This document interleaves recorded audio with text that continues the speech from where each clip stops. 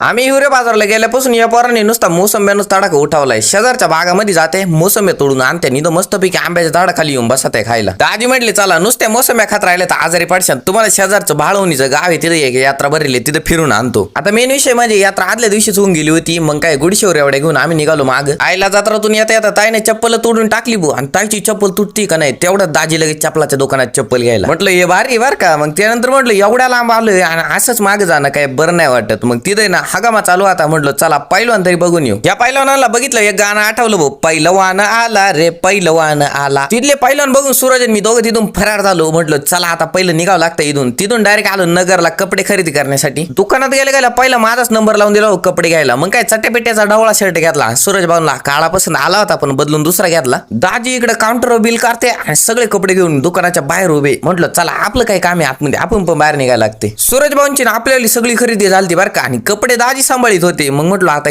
ताई नक्की ना हाच विचार करीत असणार आहे का कपडे घेतले यांना आणि सांभाळीत आहे दाजी. या तिघी पण दुकान हिंडू लय दमलाय काय नो पर्यानी बसूनच घेतले. त्यानंतर मग एक एक करीत सगळ्यांची शॉपिंग उरकली. आणि ह्या बाबाला वर का बरं लटकवलं तेच नाही कळालं मग मला. इथं काउंटरवर लय भारी बावलं ठेवलं होतं बरं का. सगळ्यांची नजर त्या बावल्याच होती. सगळे म्हणायचे देता का त्याला, ते म्हणत्या नाही नाही. म्हटलं मग बरे आम्ही जातो आता. तसं बघायला गेलं तर आधी पोटोबाचा विचार करून मग विठोबा करायला लागतोय. पण आम्ही आखी शॉपिंग केल्याच्या नंतर मग जेवायला आलो होतो हॉटेलमध्ये. आणि इथं हॉटेलवाले पोरग पण लय अडवणी करीत होतो. हॉटेलमध्ये पण विषय त्यांना नॉनव्हेज खायचं नव्हतं आणि आम्ही सगळे त्यांच्या पुढे नॉनव्हेज खातोय. चला तर मग भेटूया आणखीन एका नवीन ब्लॉग मध्ये. तोपर्यंत धन्यवाद.